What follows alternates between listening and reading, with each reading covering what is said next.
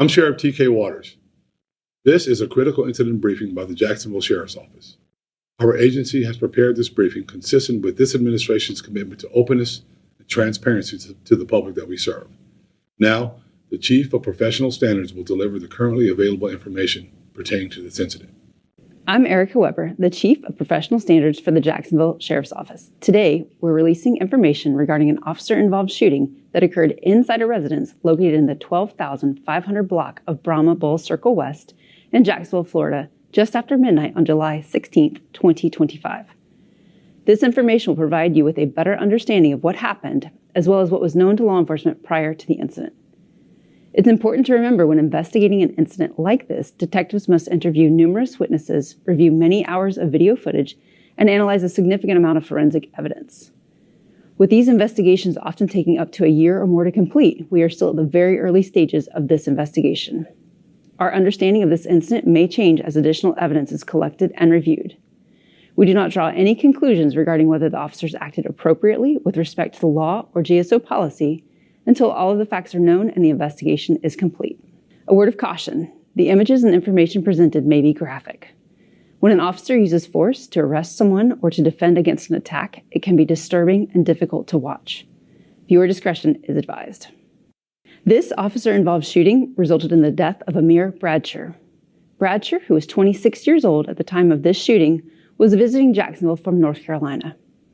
He had an out-of-state criminal history, including an arrest for a violation of a domestic violence protective order. Bradsher, a North Carolina resident, arrived in Jacksonville, Florida, with a female family member and 2 minor children in the afternoon of July 15th. Together, they were staying at a family member's home on Brahma Bull Circle West. In recent weeks, Bradsher had exhibited indications of a mental health decline. Statements from his parents and interaction with the Burlington, North Carolina Police Department from July 13th evidenced that Bradsher was devolving into paranoia, irrational thinking, and bizarre behavior. In the late evening of July 15th, the family member with whom Bradsher was staying called for emergency assistance twice. In these emergency calls, the family member reported Bradsher was in a mental health crisis. She said Bradsher was locked in a room with the minor children and screaming and banging was happening within the room. The family member told emergency communications that she did not believe everybody in the home was safe. In fact, by the second emergency call, the family member said she had gone outside the house because she was in fear for her safety. When rescue units arrived at the residence, Bradsher was barricaded in a locked room. As such, rescue personnel waited outside the residence for police assistance. At 11:21 p.m. on July 15th, patrol officers were dispatched to Bradsher's family member's residence to assist Jacksonville Fire and Rescue. While the officers were en route to the residence, emergency communications shared with them that Bradsher had confined himself and the minor children inside a locked room.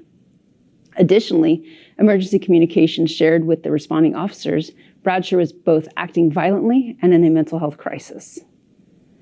At 11:34 p.m., Officer Robinson, the first responding officer, arrived at the residence on Brahma Bull Circle West. He walked around the side of the house toward the window of the room in which Bradsher was barricaded. From outside the house, the officer could hear a woman screaming inside the room. Officer Robinson reported over the police radio he was preparing to enter the house because he heard screaming coming from inside. Soon thereafter, a backup officer arrived and the 2 officers entered the residence, announcing themselves as police. Once inside the residence, the patrol officers approached the locked door of the room in which Bradsher was barricaded. While knocking on the locked door, the officers immediately heard the voices of a man and woman yelling. In response to these sounds of distress, one of the officers kicked at the doorknob multiple times to gain entry. When the door swung open, officers entered a chaotic scene with the room in disarray, including an overturned bed. On the floor, Bradsher was on his back, screaming in a guttural, animalistic fashion, restraining a visibly distraught woman against his chest by clutching a long chunk of her hair. The woman, who was still screaming, held her arms around 2 young children in a protective posture against her body. Immediately, an officer yelled to Bradsher to release the woman. Bradsher did not comply, and the officer deployed his conducted energy weapon, or CEW, on Bradsher. In response, Bradsher released his grip on the woman's hair, and officers tried to pull the woman, who was still clutching her children, out of the room. Bradsher grabbed for the woman, pulling her back and the children back towards him. The officer again deployed his CEW on Bradsher. Incapacitated from the second CEW cycle, Bradsher released the woman. At this point, one of the officers safely removed the woman and her 2 small children from the room and the residence. Once safely outside the house, one of the minor children told a police officer that her head hurt because Bradsher had pulled some of her hair from her scalp while he had her confined in the bedroom. With the woman and children safely outside of the residence, the officers began talking with Bradsher to convince him to stay down. Babbling incoherent statements, Bradsher remained laying on the ground with the CEW probes in his body during the early portion of his interactions with police. While officers were giving Bradsher commands, he pulled the CEW probes from his skin, rendering the officers' CEW ineffective. The officers armed themselves with their issued JSO handguns, backed out of the bedroom, and positioned themselves in the living room where they could still observe Bradsher. Over the next 30 minutes, the officers attempted to calm the seemingly psychotic Bradsher, whose verbalization ranged between incoherent babble and violent screams. During this time, additional officers, including 2 supervisors, arrived at the residence to assist. Eventually, the armed officers began directing Bradsher to crawl out of the bedroom, offering water and medical services from the on-scene rescue personnel. Bradsher's behavior remained erratic throughout this period of negotiation, to include placing hair as well as the CEW probes into his mouth and chewing on them. After much coaxing by police officers, Bradsher crawled to the doorframe of the bedroom and peeked his head out into the living room area where several police officers were staged. Some of these officers were armed with CEWs, others were armed with JSO-issued handguns. When Bradsher finally exited the bedroom, officers attempted to take him into custody. Immediately, Bradsher screamed and again became combative. In response, 2 officers successfully deployed their CEWs on Bradsher to subdue him. Somehow, Bradsher overcame the neuromuscular incapacitation caused by the CEWs. He pulled the CEW probes from his body and violently launched himself at several of the officers. Bradsher propelled one of the officers backwards into a wall, and several of the officers sustained minor injuries. Officer Sadek, who was thrown against the wall, was also briefly knocked unconscious. In the chaotic scene, Bradsher closed in on Officer Richardson, who was armed with his handgun, and grabbed at the officer and his firearm. In response, Sergeant Taylor, Officer Robinson, and Officer Richardson all fired their JSO-issued handguns, striking Bradsher. Bradsher fell to the ground but continued to move. Robinson was also knocked to the ground in the corner of the kitchen in close proximity to Bradsher. Some of the officers continued to fire until Bradsher stopped moving. Because rescue personnel staged outside the residence after the shooting ceased, officers requested paramedics, who immediately entered the house and began administering emergency medical aid to Bradsher.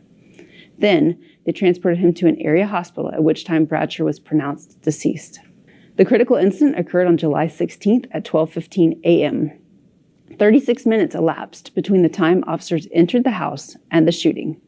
During these 36 minutes, officers continually attempted to negotiate with Bradsher for his peaceful transfer into police custody.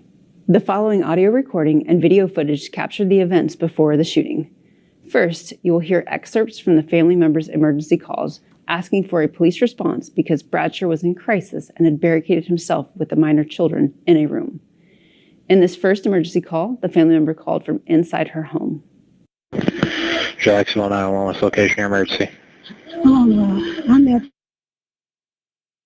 on Bull Circle West in Jacksonville. It's this young man here. He's with my daughter. He's locked in the room and banging like he can't get out, but he's having some kind of crisis, it sounds like. Can you hear?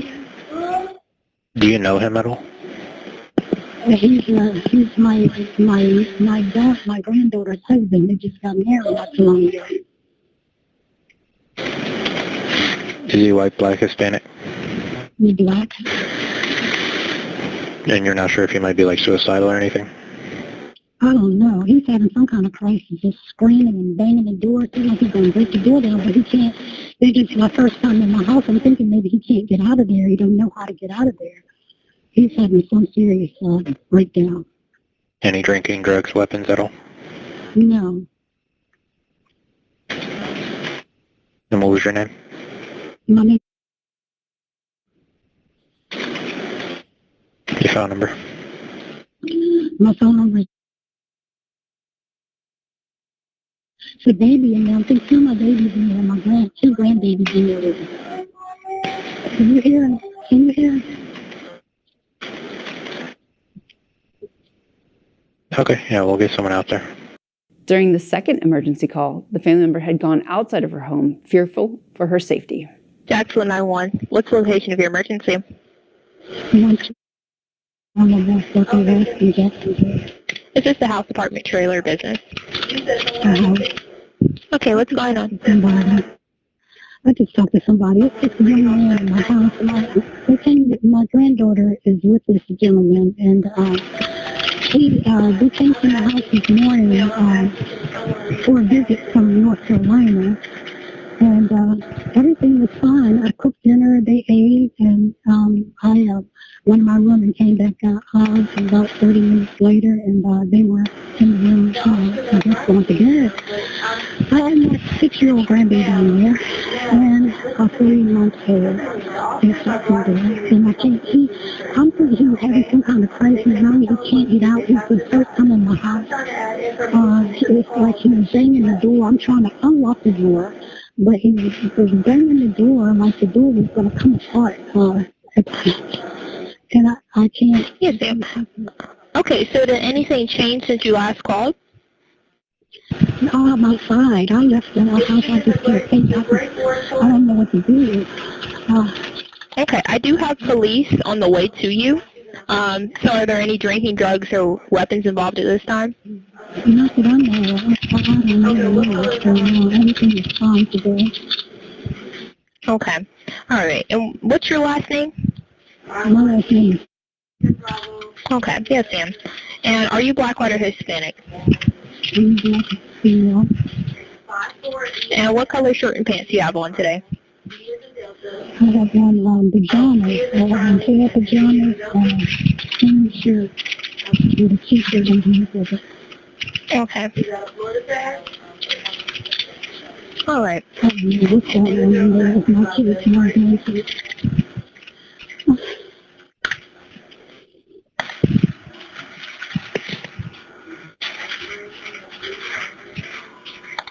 Okay, so as of now, is everyone safe?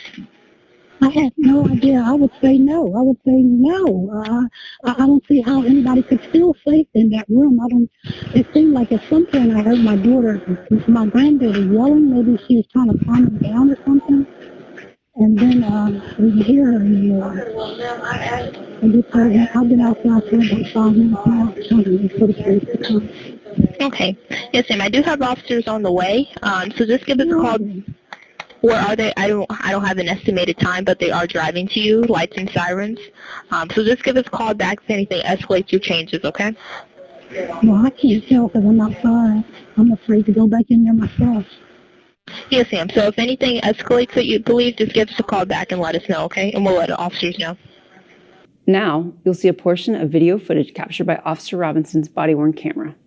Officer Robinson was the first officer on scene, followed by Officer Richardson. You will see Officer Robinson check the perimeter of the residence and hear screams coming from inside.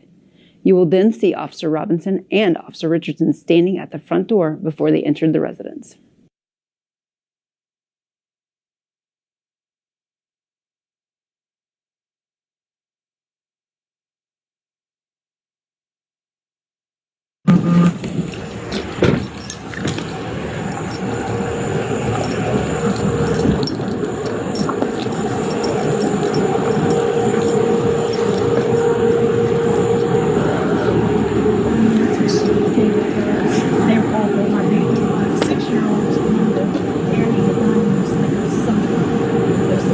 She was there. What do you want me to sitting there?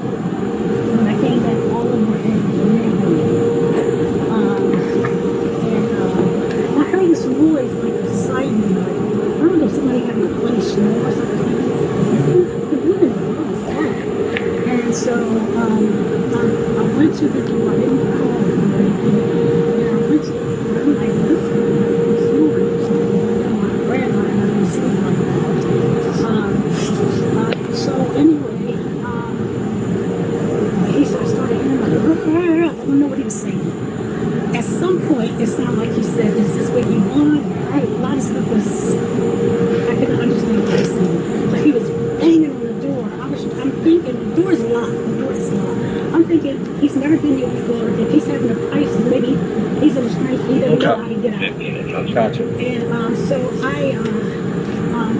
open the door, open the door. And I'm sure he didn't hear me. Because he's raging, ranting. At one point, I think I heard my granddaughter say something, but then after that, I didn't hear anything. I heard just his voice. Okay. Which room are they in? The middle room. So you go in left? It's not this room here. You go in and this one. Any weapons with them? Is that from... Your hand like you're crying too? Yeah. I don't know which house it's from. Sounds like...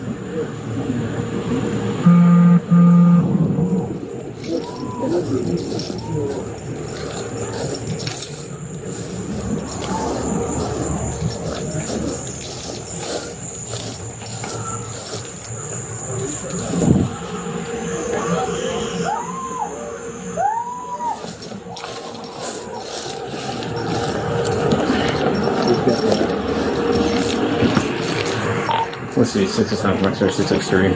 How far out are you?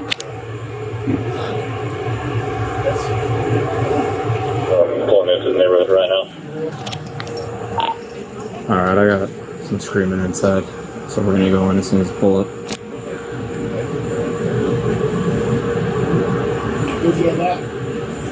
Yeah.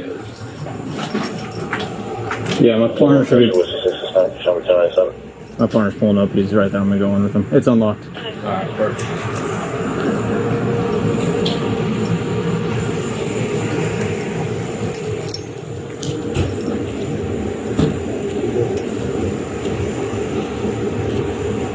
Issue uniform 151.